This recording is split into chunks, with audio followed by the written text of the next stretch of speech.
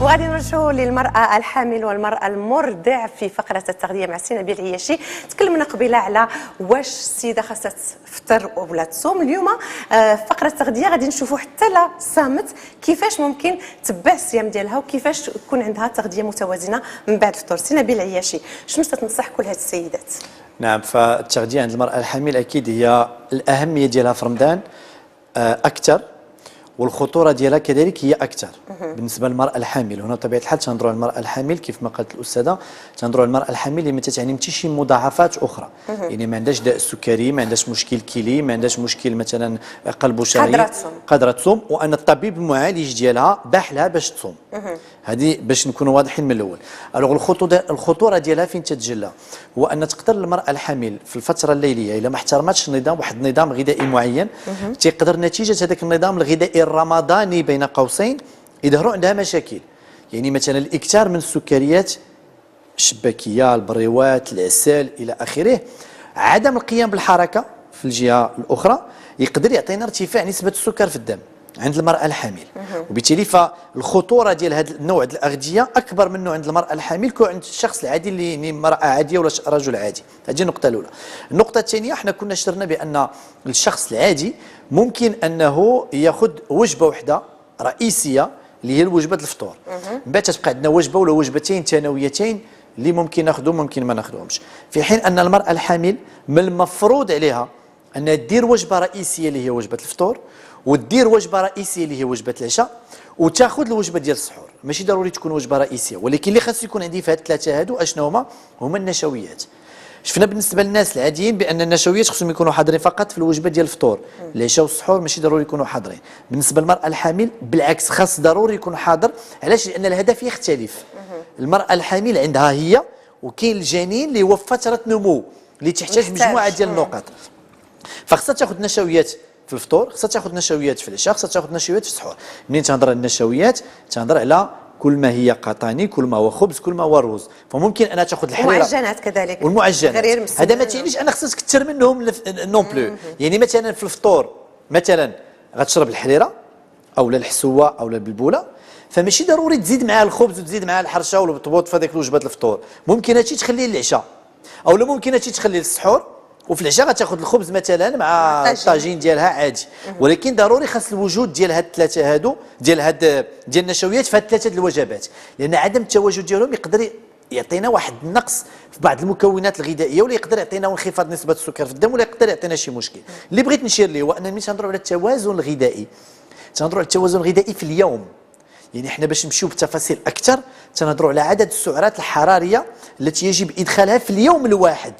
يعني المرأة الحامل إلا عرفت كيفاش تحترم النظام الغذائي ديالها ولا دخلات العدد السعرات الحرارية اللي هي كافية لها، فراه ممكن انها تصوم بدون حتى شي مشكل. يعني الا ما كانتش هناك مضاعفات تاثير لا على صحتها نهائيا، الا ما كانتش هناك مضاعفات قبل.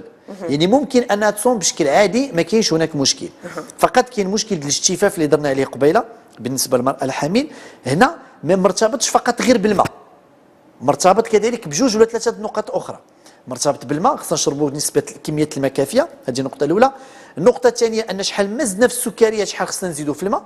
الا كانت مثلا المراه عاده تشرب لتر ونص، الا شافت راسها ان مثلا واحد النهار معروضه ولا شهات شي حاجه، خدات شي حاجه في الحلاوه زايده، راه خصها تزيد في الماء، حيت داخل الجسم ديالنا السكر تيجر الماء.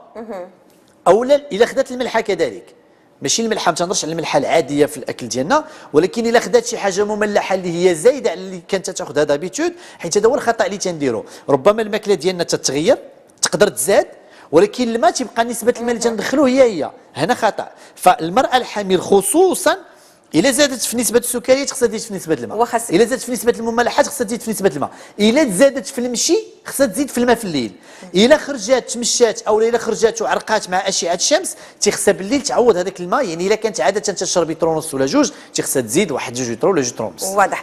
بزاف ديال السيدات الحوامل تيعانيو من مشاكل في الهضم. نعم. خلال شهر رمضان. نعم. على وجه الخصوص. نعم. حنايا كنتي عطيتينا يعني الناس الاسوياء اللي ما حاملين ما والو، عطيتينا واحد خريطه الطريق اللي نعم. نتبعوها في شهر رمضان نعم. باش نبداو باش نتسليو، يعني نفرقوا الصيام بالماء والتمر ونمشيو نصليو بيد ما هذاك الشيء يطلع للدماغ ديالنا، نرجعوا للفواكه. نعم. واش نفس الشيء تينطبق على المراه الحامل او لا وكيفاش يعني تجاوز هذوك المشاكل ديال الهضم ولا الحرقه اللي تجيها؟ نعم. داكشي علاش قلنا ان خاصها تاخذ 3 المرات، لان ملي تنهضروا على ناكلوا 3 المرات ما غناخذوش بنفس الكميه اللي كنا غناخذوا في وجبه واحده. هذه النقطه الاولى، يعني لو فراكسيونمون دو الغوبا عند لا فام اونسانت النقطه اللي هي مهمه بزاف، يعني ما خاصهاش تاكل حتى توصل لدرجه ديال التخمه باش نتفاداو هذه المشاكل هذه. وداكشي علاش قلنا ما نجمعوش ما بين جوج ديال النشويات في الوجبه، يعني خاصنا نفرقوهم. علاش؟ لان الا جمعناهم اكيد غيكون عندنا مشكل ديال الهضم، غياخذ وقت اكثر في الهضم، وقت اكثر، وبالنسبه للمراه الحامل خصوصا غيكون عندها مشكل وعسر في الهضم. الا فرقناهم ما غيكونش عندي عسر في الهضم.